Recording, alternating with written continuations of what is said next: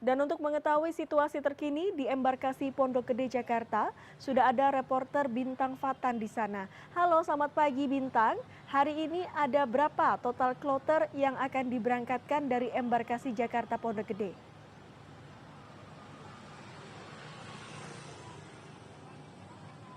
Ya, terima kasih Dea. Betul sekali seperti yang tadi Anda sampaikan, memang di Asrama Haji Pondok Gede ini sudah diberangkatkan 2 kloter calon haji yang sudah terbang menuju ke Madinah pada Rabu dini hari dan juga Rabu pagi tadi. Kalau tadi di kloter 2 ini ada sebanyak 400 lebih dari calon haji yang sudah berangkat 6 jam sebelum boarding time di jadwal Kementerian Haji dan Umroh. Kalau dilihat dari jadwalnya memang di jam 8.55 keberangkatan pesawatnya, sehingga kemudian calon haji ini sudah berangkat menuju ke Bandara Internasional Soekarno-Hatta di sekitar jam 2 dini hari. Dan hingga saat ini calon jamaah masih terus berdatangan di kloter ketiga, karena memang kloter ketiga ini diestimasikan akan terdapat sekitar lebih dari 300 jamaah yang akan datang di Asrama Haji Pondok Gede. Foto jurnalis saya Nabil Haris akan menunjukkan pada Anda suasana terkini yang ada di sekitar Asrama Haji Pondok Gede,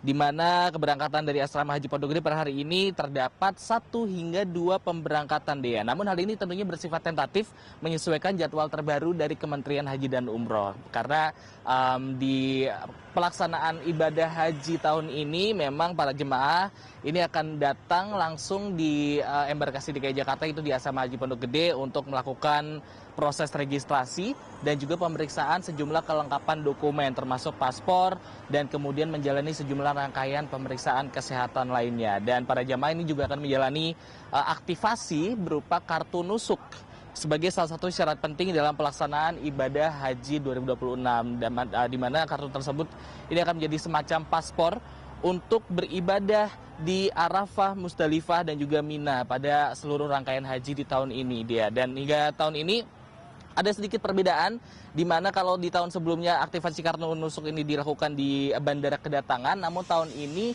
dilakukan di asrama haji sebelum keberangkatan, demi tentunya memudahkan dan menjamin kenyamanan bagi para seluruh jamaah haji di tahun 2026. Dan kalau dari saya tadi pantau juga data dari Kementerian Haji dan Umroh, memang calon haji ini juga mendapatkan pembagian uang saku dalam bentuk mata uang rial, di mana setiap tahun ini setiap jamaah menerima living cost sebesar 750 rial atau sekitar 3,4 juta rupiah yang nantinya akan digunakan untuk bertransaksi selama pelaksanaan ibadah haji 2026. Dan hingga saat ini total jemaah haji Indonesia ini mencapai 221.000 orang yang tentunya sudah diberangkatkan secara bertahap dari seluruh embarkasi. Kalau memang tadi saya memantau dari embarkasi DKI Jakarta di Pondok Gede ini hanya khusus untuk bagi jamaah DKI Jakarta. Kalau dari embarkasi Lampung ini tidak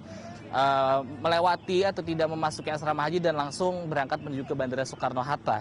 Dan tadi kalau saya pantau juga total sudah lebih dari 830 jamaah haji ini sudah diberangkatkan terbang dari asrama haji DKI Jakarta menuju ke arah Bandara Soekarno-Hatta menuju Madinah untuk melaksanakan rangkaian ibadah haji, dan diestimasikan tiba di esok siang begitu. Dan pada para calon haji akan memasuki Terminal 2F apabila akan berangkat haji, kemudian di Terminal Khusus Haji dan Umroh 2F di Bandara Udara Internasional Soekarno-Hatta, Tangerang, Banten sejak 19 April kemarin, sehingga kemudian memang dari para petugas yang sudah bersiaga di Asrama Haji Pondok Gede ini sudah memastikan bahwa seluruh calon haji ini sudah mendapatkan hak dan kewajibannya dari sisi kartu nusuk untuk beribadah, kemudian dari kesehatan juga sudah dicek, keamanan dan juga kenyamanan sekaligus barang bawaan dan juga kelayakan maskapai penerbangan. Karena kalau dari informasi yang saya dapatkan juga dari Menteri Perhubungan, ini sejumlah langkah mitigasi juga sudah disiapkan, termasuk pelaksanaan pengawasan keselamatan seperti ram cek pada pesawat, kemudian kesiapan 14 bandara embarkasi lainnya, serta koordinasi internasional untuk mengantisipasi hal-hal yang berpotensi mempengaruhi keselamatan para calon haji. Kembali kepada Anda, Dea. Baik, terima kasih laporan Bintang Fatan, reporter kami di Jakarta. Selamat bertugas kembali.